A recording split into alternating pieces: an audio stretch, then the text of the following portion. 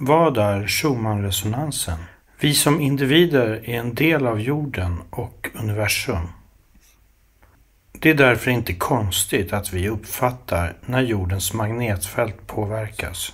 Den här filmen förklarar i detalj hur vi samverkar och påverkas av Schumannresonansen. Schumannresonansen är en uppsättning resonansfrekvenser i den extremt lågfrekventa ELF-delen av jordens elektromagnetiska spektrum. Schumannresonansen är en världsomspännande elektromagnetisk resonans som åstadkoms av blixturladdningar i det område som finns mellan jordytan och jonosfären. Detta elektromagnetiska resonansfenomen är namngivet efter fysikern Winfried Otto Schumann som förutsade det matematiskt 1952. Schumannresonansen uppstår genom att utrymmet mellan jordytan och den ledande jonosfären verkar som vågledare. Jordens begränsade storlek får denna vågledare att verka som en resonanslåda för elektromagnetiska vågor i det extremt lågfrekventa frekvensbandet. Resonanslådan stimuleras naturligt av elektrisk energi från blixtnedslag. Schumannresonansens frekvenser kan mätas i spektra av det naturliga elektromagnetiska bakgrundsbruset i ELF-bandet som toppar omkring 7,8 Hz grundfrekvensen, 14,3 Hz, 20,8, 27,3 och 33,8 Hz. För mig blev filmen vi nu ska se en ögonöppnare för vad vi fysiskt har utsatts för, speciellt de senaste åren. Jag tänker främst på nervsystem, tankeförmåga och hjärtrytm. Länk till originalvideon i beskrivningen.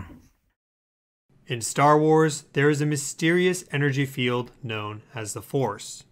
But what is the Force? Is it a fictional concept, or is it actually based in reality? According to Obi-Wan Kenobi, it's an energy field created by all living things. It surrounds us and penetrates us.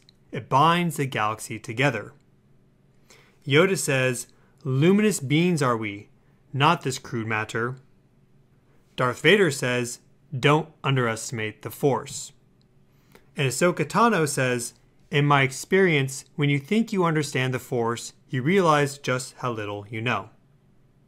Hi everyone, welcome back to my channel. If you're new here, my name is Stefan, and today we're going to talk about the Force, but we are going to talk about the non-fictional Force, the Force that exists on Earth that has a bunch of known biologic interactions going all the way from water to DNA to cells, proteins, up to our brain, heart, and nervous system, and consciousness.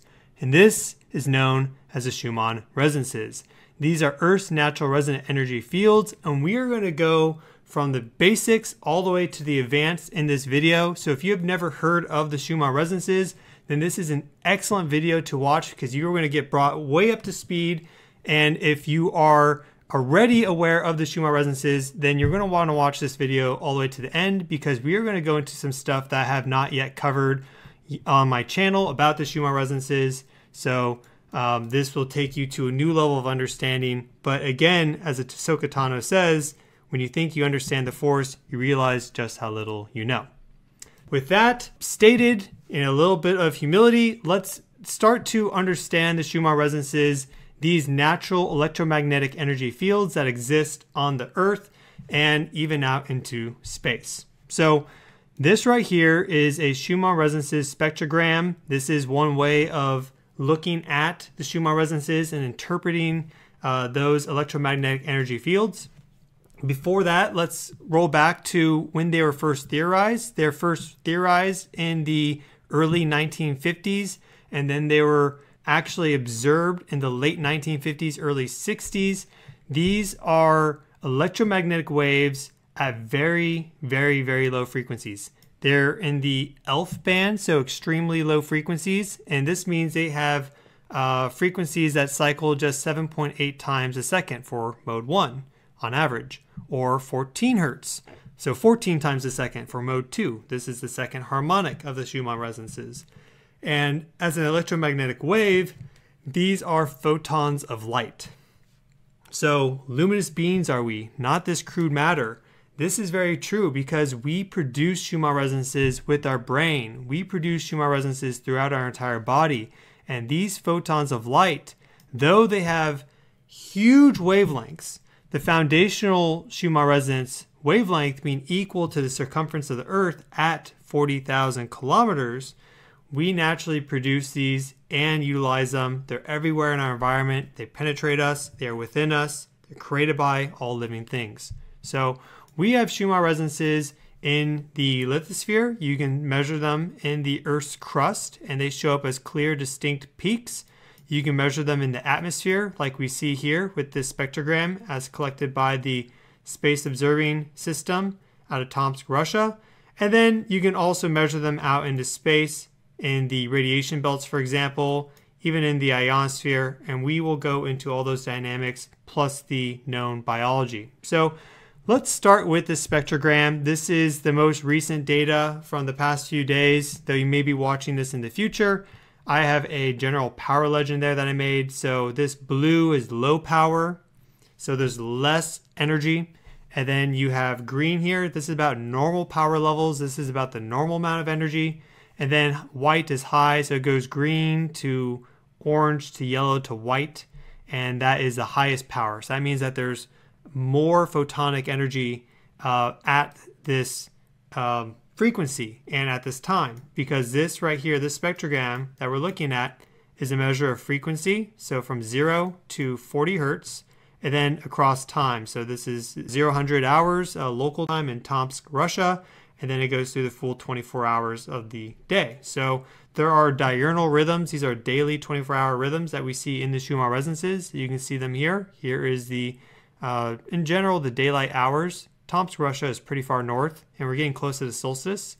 So you can see that they increase in energy, going from more blue to green during the daylight hours, and then they decrease here at night, though sometimes we see these like pulses of energy across the ELF spectrum, the extremely low frequency spectrum, during times that you might not expect. And then you see the next day, sun rises overhead. We get an excitation of the Schumann resonances across 7.8 hertz, that foundational mode, 14 hertz mode 2, 20 hertz mode 3, 25 hertz mode 4.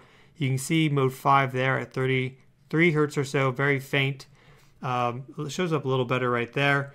And then again, we get our nighttime window. So these change depending on the season. They change depending on your location around the world. They change depending on whether there is local thunderstorm activity or whether there's a space weather event, like let's say a solar flare that induces geomagnetic volatility, a geomagnetic storm. These connect to the Earth's temperature. They are one of these energy fields that connect geophysics to biophysics, and they really are like this central link to everything. It's really quite fascinating how well connected the Schumann resonances are, and that's just because they are the natural resonant frequencies of the Earth. And we're going to be talking about resonance a lot in this video. We'll be talking about ion cyclotron resonance and how the Schumann resonances interacts with ions both outside the planet and then also in our bodies. And so this is all fundamentally at its core based on resonance. And Nikola Tesla was quoted as saying, if you want to find the secrets of the universe, think in terms of energy, frequency, and vibration. And that is very, very true. So these Schumann resonances vary across time and space, but because they have such broad wavelengths, that foundational mode at 40,000 kilometers, they have a global characteristic too. So you can measure them anywhere on the planet, and though they will differ depending on your observation location, there will be pretty broad similarities between all the different data for any particular moment in time. So we have our data here. I'm going to go back to this. I first want to kind of explain more by looking at this Earth that I made here. This is an Earth cutaway. So you can imagine this is the Earth sliced right in half, cross section. We have our inner core there, as you can see off to the left, and then our outer core. And you'll see all these looped arrows. Those are all indicating conduction and electrical currents in the Earth's surface and then beyond in other layers. So there's, for example, mantle convection. So this is the physical transport of mantle material, this very viscous but still liquid on geologic timescales. Those have a convective cycle, but there's also extremely powerful electric currents that travel through the outer core that help and are what generate and sustain Earth's magnetic field. Here are the field lines there. You see them going out and then coming in. And then these electric currents also exist in the mantle, and they are, as you increase the depth, the electrical conductivity of Earth increases. And then we also have electric currents in the lithosphere. And again, once you go past, like further down with depth, they get stronger, especially when you pass the N and P junction at about 35 kilometers, because you go from, PN junction, you go from P-type semiconductor geologic materials to N-type. And N-type have abundant free electrons, but P-type don't. So now the reason I'm showing you this is because Schumann resonances are measured in the crust. So here they're depicted by these red lines there, and we have our oceans and our biosphere. Here, just a thin little layer. This is not to scale, just showing you this. But here are our Schumann resonances. Just a very easy visualization. You can see how big this wavelength is. It only does one pulse across the entire globe. It's actually kind of hard to visualize, but you can see here the wavelength is at the crest and then it's at a trough there. So, but this isn't exactly to scale. Keep that in mind. Here's another Schumann resonance, maybe a higher mode there with a shorter wavelength, higher frequency, pulsing more often. But you can measure the Schumann resonances radiating out of the crust. You can measure them in the atmosphere. And then you can also measure them in the ionosphere, where there are very strong electrical currents. And then you can even measure these Schumann resonances, and they have with satellites, out beyond the ionosphere into space, like in the radiation belt. So the Schumann resonances are observable in the lithosphere, ocean, biosphere, atmosphere, ionosphere, and in space. The ocean, you may not think that they would do well there. The ocean is very conductive, but that was one way the Navy wanted to communicate with submarines without the submarines having the surface, was using Schumann resonances, using extremely low frequency electromagnetic waves, just like a normal radio transmitter, but at extremely low frequencies. You would just need a huge antenna to do it, but then that signal would be able to get picked up 100, 200 feet down. So the submarine could maintain depth. And they do have these ELF receivers and transmitters for military purposes. So they are used for a variety of things. They're, of course, natural energy fields, but these extremely low frequency energy fields have multiple applications for humans, not just in terms of our biology, but through technology that we have. So they radiate out of the crust. You can actually see that profile here. This is a profile of like electromagnetic activity for the lithosphere as measured in decibels. And you can see clear spikes at the Schumann frequency. So here's mode 1 at 7.8, mode 2 at 14, mode 3 at 20, and then going down the line to 25, 33, and 39 hertz. This is from some data collected in the 70s. Our equipment is much more advanced now, so we could get an even more precise measurement of these Schumann resonances if we so wished. And they propagate up out of the crust. They also propagate nicely in the atmosphere, because the crust and the lithosphere, or the crust, lithosphere, and the ionosphere, which starts about 50 kilometers up, going all the way to 1,000 kilometers above the Earth's surface, that forms a waveguide. So electromagnetic radiation is able to like kind of bounce and get trapped in between these two layers. The way they propagate radio waves is they'll shoot some radio waves and they'll bounce off the ionosphere, and you can pick them up over here. So the Schumann resonances do the same thing, but because they have these wavelengths, our natural harmonics with the Earth's wavelength, the Earth's circumference, then they are able to propagate globally. Now, Schumann resonances are also created by things like thunderstorms, lightning strikes, release a surge of electromagnetic energy, and this radiates out across a whole bunch of different frequencies, going all the way from 0 up into the gamma range. So these are basically just big pulses and bursts of light energy across the entire spectrum of which the Schumann resonances are in. But the higher frequencies will attenuate out quickly because they get absorbed into the atmosphere or other materials, whereas the Schumann resonances, because they are the natural resonant energies of the Earth, they then get fed into the global Schumann resonances energetic layer, as you can see here. So again, this is our time axis there. We have, 5 days here I collected from the 20th of May, 2023, all the way to the 24th. And you can see here how this foundational mode just constantly exists.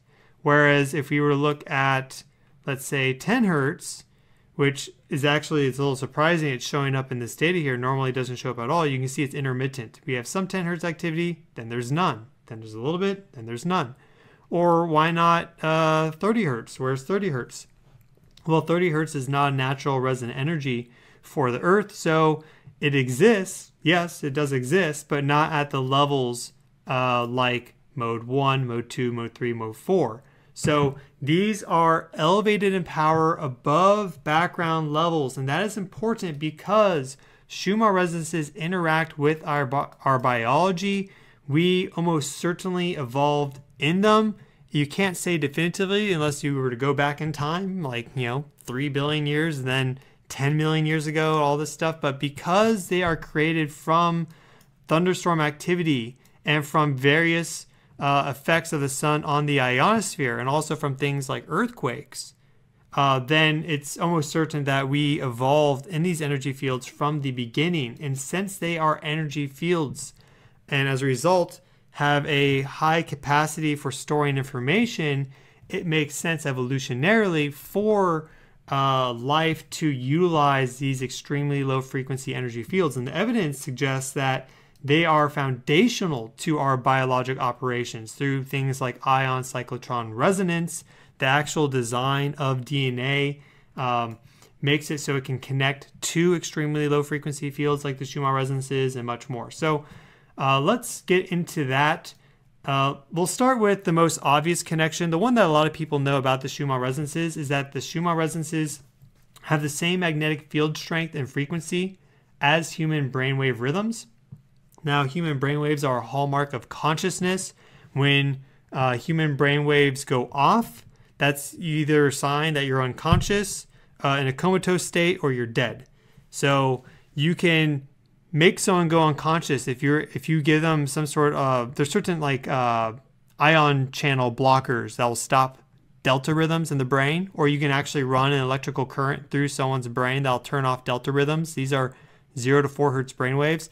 And when you do that, the person goes unconscious. So brainwaves and consciousness are intimately linked together, and different brainwave states, like if you have a lot of beta rhythms, that is different in terms of your conscious experience than if you have a lot of alpha rhythms. Beta rhythms are 12 to 30 hertz, and then alpha rhythms are 8 to 12 hertz.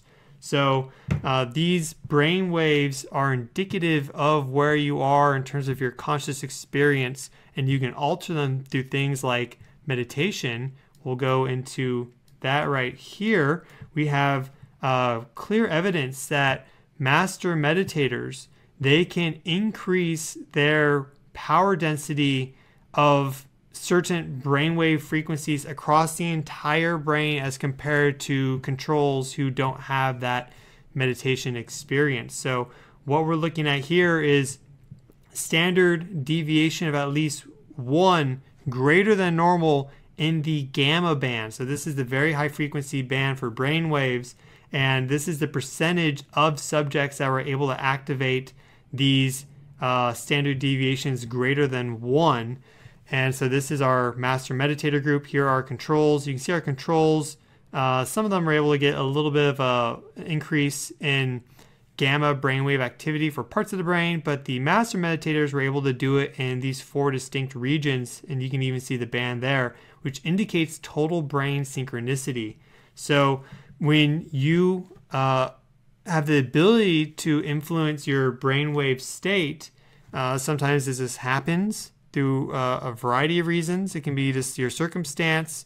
It can be because there are a lot of atmospheric energies at play, like space weather events or thunderstorms in your area. But when you're able to activate this total brainwave synchronicity, then this allows you to reach higher states of consciousness. And the Schumann resonances exist in that gamma band and can also help to cultivate that total brain synchronicity. So Schumann resonances and brainwaves are the same, both in strength and in frequency, and they can enter into phase with each other, which means that there can be resonant energy and information interactions between them. So there's a lot there. That's a clear sign that the Schumann resonances function beyond just our individual biology. Perhaps they are a subtle energy field that links all of life together and form a collective unconscious. So, as Obi-Wan said, it's an energy field created by all living things. It surrounds us and penetrates us. Now, the Schumann resonances also have interactions with the heart and in general with the nervous system. The autonomic nervous system is synchronized with time-varying magnetic fields such as sub-1 Hz geomagnetic resonances and 7 to 45 plus Hz Schumann resonances. So these are like very broad field line resonances, these sub-1 Hz ones. These are changes in these field lines, very low, long period of wave fluctuations. But then also the autonomic nervous system, which is that part of the nervous system that you're, for the most part, not able to control, like your respiration, your heart rate, your arousal level, respiration, and very like your sympathetic and parasympathetic nervous system.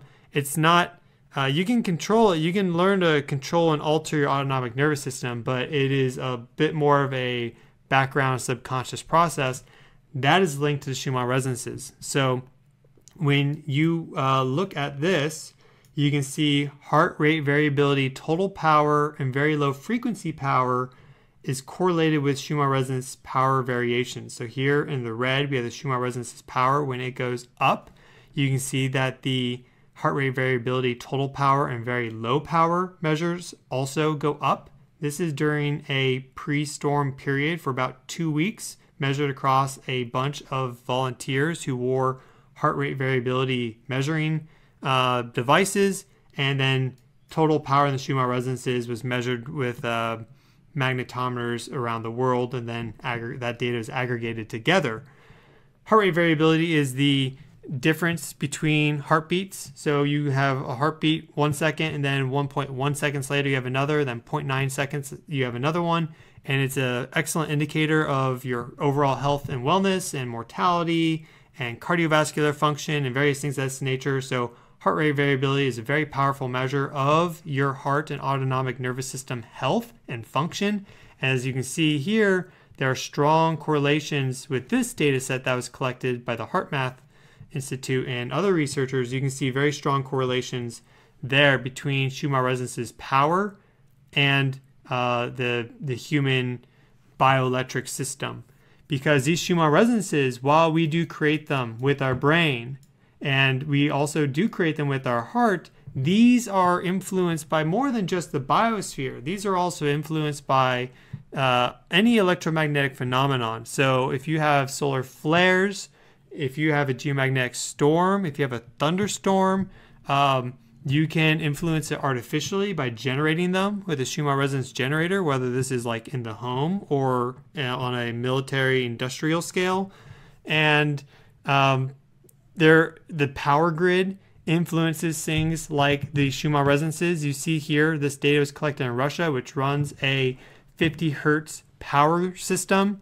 And you can see the harmonics for that there. 10 Hertz harmonics show up at 30. So that very faint line right there at 30 Hertz. And then the reason the 20 Hertz harmonic shows up better is because it's piggybacking on the energy of the mode 3 already, because mode 3 is centered at 20 Hertz. So you get this line that shows up across mode 3, and that is a 10 Hertz harmonic from the 50 Hertz power grid that piggybacks on. You can also see another line there. So there are various harmonics that also show up in this ELF spectrum, but there are a lot of interactions with in the Schumann resonances beyond just our biology, just the biosphere. And this can then influence our biology in some very broad ways. So for example, our cells have cell membranes. These are electrically polarized, and they contain a lot of different ion channels. Some of them are voltage gated. There's a variety of ion channels. And ion channels are activated by electromagnetic fields through ion cyclotron resonance and the movement of internal charge carriers. So ion channels can have electrons within them, and then as electromagnetic fields sweep across, of course, every single part of space-time, if they have time-varying properties, then those electrons, which have such a small mass but a high charge, compared to something like a proton, it's an equivalent charge but negative, but the mass is 1,800 times less, then an electron can be stimulated to move even by an extremely weak energy field like the Schumann resonances. So extremely low frequency fields like the Schumann resonances influence ion channels, and this is important because ion channels are a major regulatory system in all living organisms. They play a critical role in DNA synthesis, gene expression, cell division, true regeneration, like heart contractions, and of course they're needed for neural spiking, and they are one of those things that help create those brain waves that we measure. Now, proteins, of which ion channels are, kind of aggregates of proteins or single proteins, is larger. Proteins and enzymes contain these internal charge carriers, electrons, within them, and they can be stimulated to move via electromagnetic fields, which then would alter their intrinsic properties and overall function. So you can have enzymes that become activated because the electromagnetic fields change and make it in such a way that it becomes conducive to metabolize a reaction at a lower energy level because it's moving the location of these electrons within the enzyme. And then proteins can be activated or turned off or altered in their function by electromagnetic fields via mechanisms like these. Now, this is really shown very well with DNA. The interaction between Schumann resonances and DNA is really, really fascinating, and where we have some of the best research. DNA exhibits a fractal antenna design.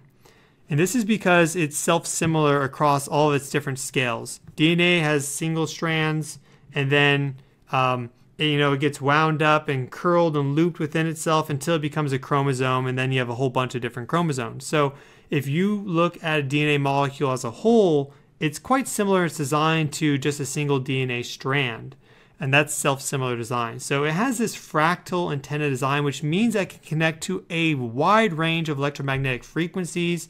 On top of this, DNA is extremely conductive, and it contains free electrons within its base pairs.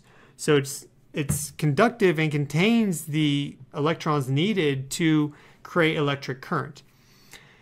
Now, DNA also forms intricate loops. These are circuits, which is needed to establish an electric current. And even picotesla strength magnetic fields like the Schumann resonances are able to stimulate electron flux within DNA. And what this can do is it changes the genetic activation of DNA, so it can alter transcription, and just by moving electrons to different parts of the DNA structure, that informs the body which part of the DNA segment to transcribe. It also will change the shape and form of DNA, which also influences those factors. So electromagnetic fields can actually alter how your DNA activates. So people think DNA is the foundation of life. It's obviously incredibly important. It's like the blueprint, but electromagnetic fields would be the thing that drew the blueprint. So Schumann resonances are these very subtle electromagnetic energy fields that are able to interact with very important aspects of life like DNA. And the reason why these Schumann resonances are able to do that whereas maybe an electric field would struggle is because DNA is contained within cells, within the nucleus, and then also you have the cell membrane. These are electrically active, and so they, for the most part, block the electric fields from really being able to propagate through them. So if you do have an electric field, like a microvolt electric field in the body that interacts with the cell membrane, it might influence DNA through some secondary mechanism. Let's say it causes some voltage gated ion channel change of the cell membrane, which then has a secondary cascade which goes to the nucleus and influences DNA. But magnetic fields can pass directly through that cell membrane without any real attenuation, and therefore directly interact with DNA molecules. And these, again, are photons, so they can be absorbed into electrons. Very, very, very rarely they're absorbed into things like protons, but a DNA molecule is huge compared to a proton or a photon. So it's not like they're blocked out because DNA is small. These electromagnetic fields are one of the smallest things. They can have huge wavelengths. Their pulse rate can be fairly slow, and they travel at very high velocity depending on their medium. In a vacuum, it's like 300,000 kilometers per second. But just because DNA is tiny doesn't mean that they don't interact with them. So these are some of the things that we know Schumann resonances interact with. We have, of course, the brain, the heart and nervous system, cells, proteins, DNA. They also interact with water. Earth's direct current static magnetic field together with pulse electromagnetic fields like the Schumann resonances can trigger ion cyclotron resonance. So we have the static magnetic field created by the electric dipole. Here are the core, both inner and outer. So this is our magnetic field that exists at 25,000 nanotesla to 45,000 nanotesla. When you combine that with a pulsed electromagnetic field, that can then cause ions. These are charged particles like calcium 2+, right? You have calcium here. It has 2 electrons in its outer orbital, and since it's so far out and it's not a complete orbital shell, they're easy to just get knocked out, and that forms Ca2+. That is one of the most common ions in the body. And together, these natural energy fields, the Earth's magnetic field, which is static and changing very slowly over time in terms of its intensity and the location of that, but changing much slower than the Schumann resonances, that is the pulse electromagnetic field. That triggers ion cyclotron resonance. And this is a new field that people are looking into in regards to biology. We've observed ion cyclotron resonance out here in the radiation belts. These are regions in near Earth orbit that contain highly charged ions, relativistic ions that travel near the speed of light. These can be electrons, like the outer electron belt here contains mostly those, and then the inner one contains a lot of protons, but they can also contain other ions like oxygen and so on. But ion cyclotron resonance also happens within the body, and that's actually one of the main ways that ion channels get activated is through ion cyclotron resonance. At least we've shown that you can activate ion channels by pulsing the ion cyclotron resonance needed for the specific field strength at play, that static magnetic field. So we have those frequencies. I calculated them out. I'm going to show that in the next slide. But before I go into that, this ion cyclotron resonance is dependent on static field strength, the pulse electromagnetic field frequency, vector direction for both fields, and ion mass and charge. So these Schumann resonances are able to interact with the Earth's magnetic field to influence things like our ion channels, and then that has a huge influence over, let's say, your nervous system and how your neurons react, because your neurons contain a bunch of ion channels. That's what helps them to have their neural spike, which is when they discharge. So if we go into this a little further, water makes up 50 to 60% of the human body. In women, it's 50% on average. In men, it's 60%. Collagen is the most abundant protein in the body. about 30% of total protein content, and then calcium is the most abundant mineral in the body, 1.6% by weight. So we have the water being the most abundant, collagen the most abundant protein, calcium the most abundant mineral. Here's where things get interesting. Water forms nanostructures called coherence domains, in which all molecules in the structure resonate together.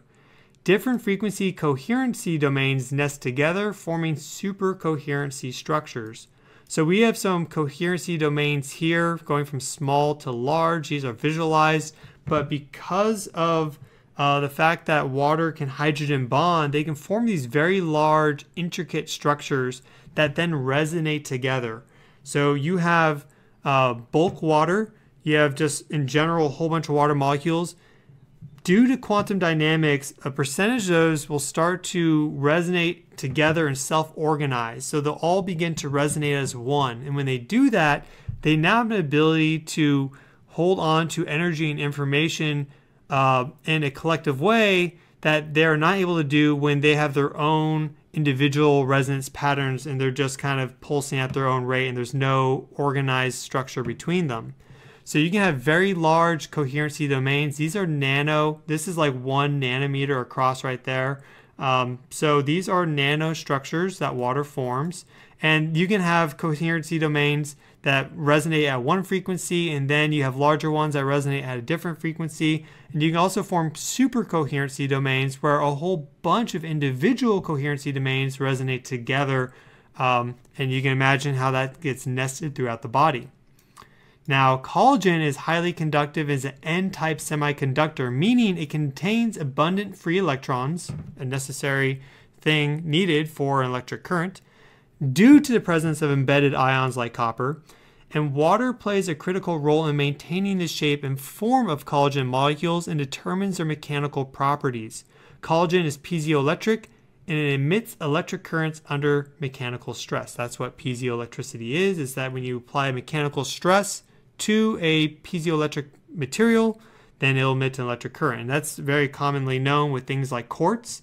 But what's less known is that collagen is a living crystalline structure that contains free electrons. It's superconductive. It has these semiconductor properties, and under mechanical stress, it can release electric currents. So here we have collagen molecules. We can see the first one there is just the typical structure, the triple helix that makes up collagen. And then we can see the first layer of water that is added to it, and then the second and the third, and these are added via different bonds. But if you look at the final collagen molecule here, you can see how many water molecules are added to it. And these water molecules can form these coherency domains. So they have special resonant characteristics with electromagnetic energy, and these coherency domains can interact and do interact with Schumann resonances. So they can trap and capture Schumann resonances, electromagnetic energy, those photons, based on their special characteristics. And then that photonic information can be shared and distributed throughout the body to other coherency domains and beyond. So this is, if DNA is what makes proteins that our body uses, then it is really bioelectric energy, of which Schumann resonances are a very large part, that determine the overall information field of our body, our morphogenetic field. So that is collagen. And remember, collagen itself is highly conductive, piezoelectric, a semiconductor, and then next to it will form all these water coherency domains that also have unique electromagnetic properties. Now, calcium ions are the major regulatory ion in all living organisms. They play a critical role in DNA synthesis, gene expression, cell division, true regeneration, which means regeneration of the body and tissues from de-differentiated cells. You can think of these like stem cells. So this isn't just cells multiplying to fill an area. This is not scar tissue. This is literally recreating the body from scratch. And then calcium ions are also a very important part of heart contractions. They are the dominant ion found in the brain and the most used by neurons throughout the body. And calcium ions influence neurotransmitters and hormones. So if we are talking about the bioelectric properties of the body, you can see why calcium is so valuable, because again, it kicks out these 2 electrons very easily and forms this Ca2 plus ion. And because it is a bit of a larger element, it has a 2 plus charge and it's reactive, but it's not super strong in its reactive ability. So it can be used across a variety of things and purposes. I mean, calcium is an important component of bone, of which collagen is another very important component.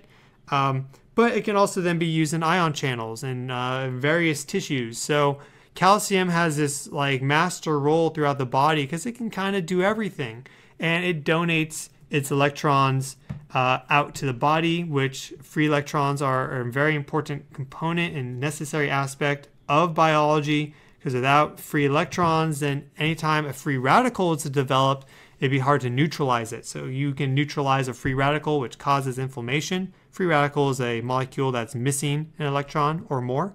And you can neutralize it by using let's say, an antioxidant, which donates an electron to that free radical, or just through direct electron donation, because you might have free electrons stored within collagen fibers.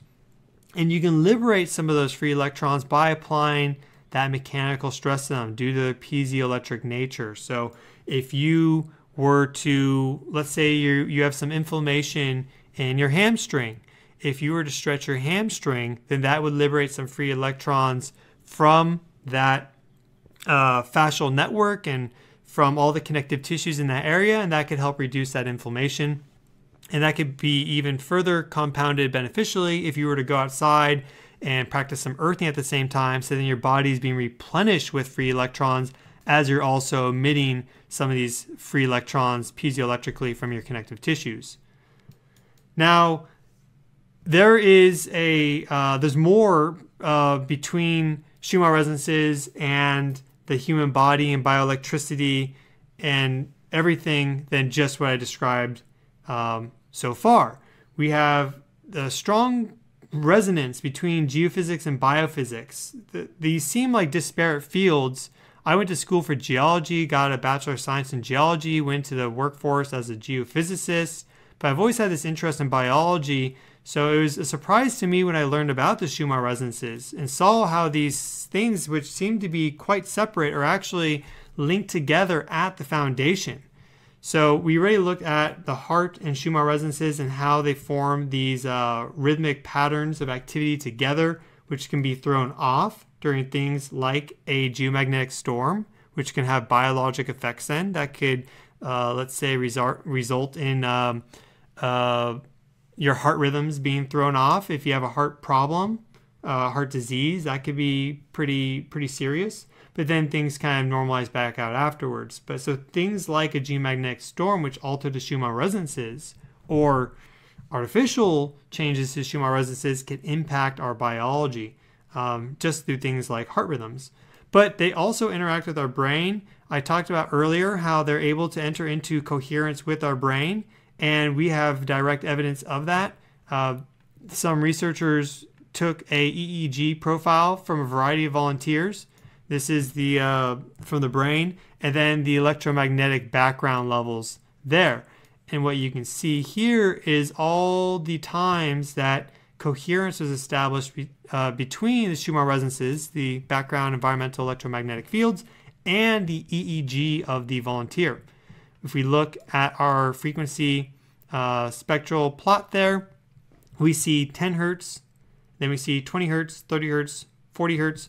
Well, here is that Schumann 7.8 hertz wave. So you can see that right there. And you can see another one right there. Of course, some other frequencies too, a little lower, but there's that Schumann. And then you have 14 hertz right here. So really obvious connections with the second mode of the Schumann resonances. And then really mode 3 is where things really shine at 20 hertz, which is one of our dominant brainwave rhythms during the day. That's our like a moderate beta rhythm.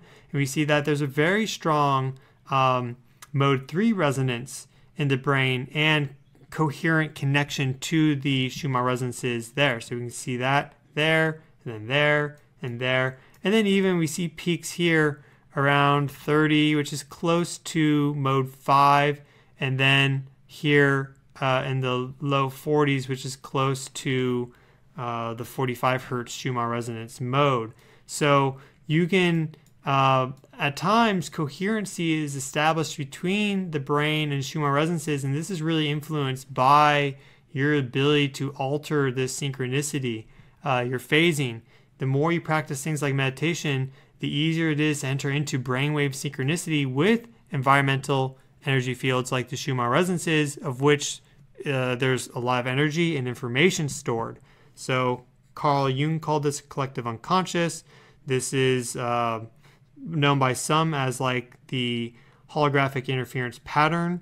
And there is a theory that the collective information of humanity is stored in the Schumann resonances, and this forms this global consciousness that, if you're able to enter into coherence from, can provide you with energy and information that you would have otherwise not had access to. So we also have different like biophysical, bioelectric rhythms in the body. These are a little bit more basic, not related to just the Schumann resonances, but I wanted to show these.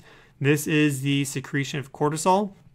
So over 24 hours, what does that form? Forms the circadian rhythm, and that's of course connected to the rotation of the Earth in relation to the sun. So the sun rises and it sets, and we get this nice spike in cortisol every morning. Hopefully you do, because that's an important part of being healthy and feeling good and sleeping well and having good autonomic nervous system activity, is having healthy production of cortisol and not having too much, too little, and having the right timing of that. So we see that these geophysical rhythms, like the movement of the sun over the surface of the Earth, can influence our biology at a very basic level. We also see this with free testosterone. We have this free testosterone biocycle also for total testosterone and bioavailable testosterone, but free testosterone is the one I wanted to show.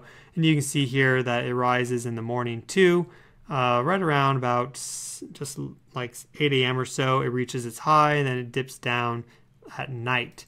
So there are different biologic rhythms that are connected to our planet. You could think of it simply just like the solar rhythms, but then also these Schumann resonances have very, very powerful connections to our biology. And this is only what we know. We know they interact with DNA. They're able to change DNA transcription and activation, which of course is mind-blowing when you think about it.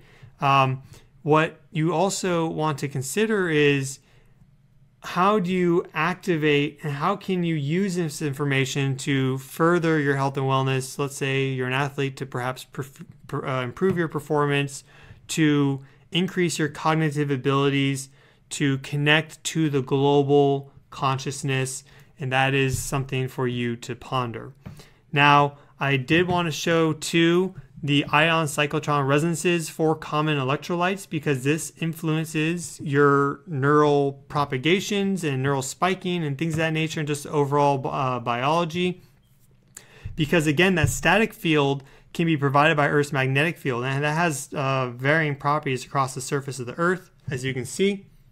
So I calculated the ion cyclotron resonance for common electrolytes: calcium, sodium, potassium, magnesium, and chloride. If we look at our magnetic field here, this is the Earth's magnetic field total intensity for 2020 to 2025. So this isn't going to be exactly perfect, but it's effectively all you need to know for this.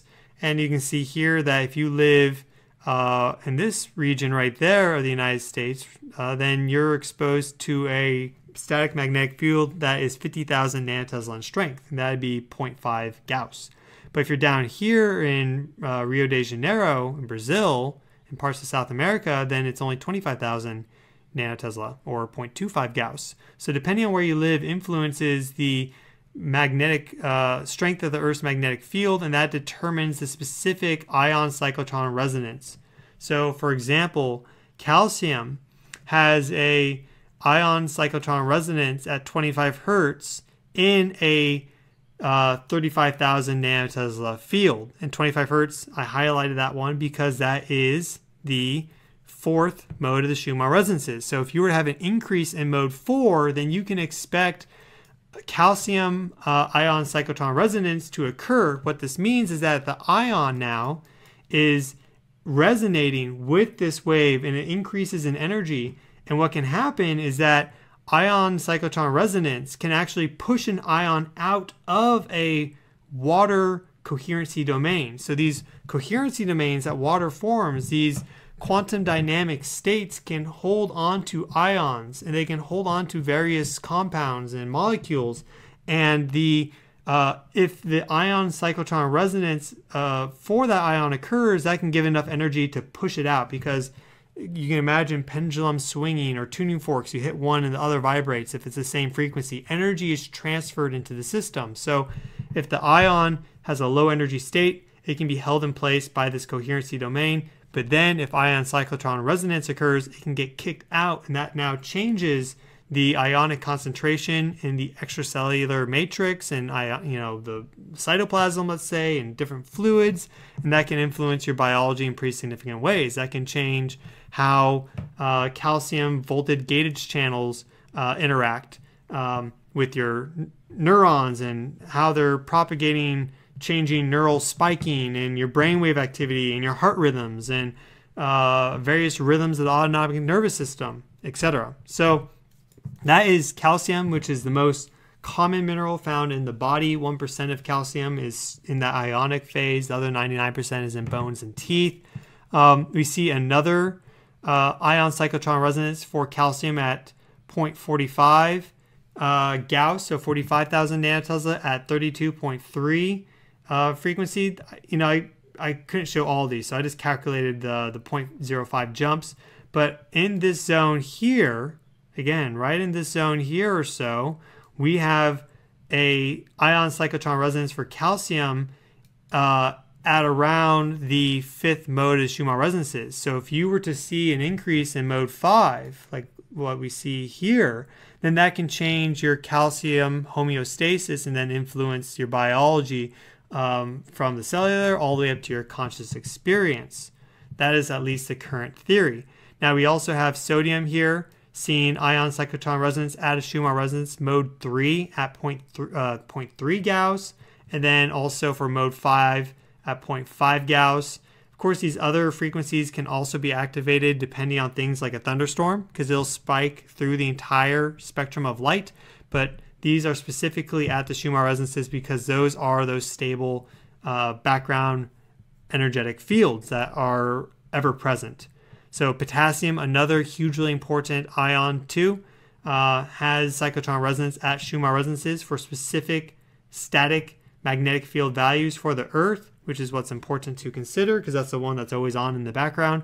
And then magnesium, which is a very important mineral, has cyclotron resonance at higher frequencies. So that's not going to be necessarily activated by the Schumann resonances unless, let's say, Earth's magnetic field was to decrease to very low value. But if you were to get a broad activation in the extremely low frequency part of the light spectrum, then you can see how magnesium ion cyclotron resonance could occur, and that would influence, magnesium is used throughout your body, it's especially important in your brain, etc. So these are the Schumann resonances. This is the force as best we know here on Earth, and they interact with us and bind us together, and we evolved in these fields almost certainly. And so from the very beginning, from the first cells being formed to dividing and how they then split off into different lines, and then going there into the differentiation with fungi and plants and animals, and different differentiations between insects and mammals and reptiles, amphibians and fish, and all the different creatures interact together with Schumann resonances. And we have big, bright, healthy, beautiful brains as humans that are very powerful and very complex and developed, and they pulse at those Schumann resonance frequencies. But our heart also emits Schumann waves. If it's in coherence, those peaks stand out better than they would otherwise. And they're found throughout the Earth. They're found in the crust. They're found in the oceans, in the biosphere, the atmosphere, the ionosphere, out in space. We probably would measure them in the mantle and the core just because it's a frequency of light. These are just photons pulsing at a certain frequency. But the reason I can't say mantle or core yet is because we haven't put probes down there. That's just simply too difficult. All our measurements are indirect. We haven't put any probes directly into the mantle, like the deep mantle or the core yet. But these waves, again, this is more and more conductive as you go down. So these waves are propagating out, and they get trapped very nicely and stored and propagate very nicely in the upper layers of the crust, and then again in the biosphere, the atmosphere, and even in the ionosphere you can measure Schumann resonances. So they are one of these master geophysical signals that are associated with things as diverse as earthquakes and thunderstorms and solar flares and the Earth's temperature. But they're also connected to things like water and coherency domains and DNA, collagen, different ions and their cyclotron resonance, and cells and everything in between. So this is a topic that I wanted to educate further on. I made a bunch of videos on the Schumann resonances, but I wanted to kind of make a comprehensive zero to hero video for you all on this. So I hope you enjoyed that. If you did, click that like button, subscribe. I hope to see you around in future videos. And I suggest that you watch a couple playlists, one on earthing, which is one way to expose yourself to Schumann resonances and these free electrons. And then also a playlist here on electromagnetic fields and health. I'll see you all in the next video. Have a great day. Ciao. Tack för att du tittade. Stötta kanalen Swish 0735 30 95 07 eller paypal.me/Martin Stensö.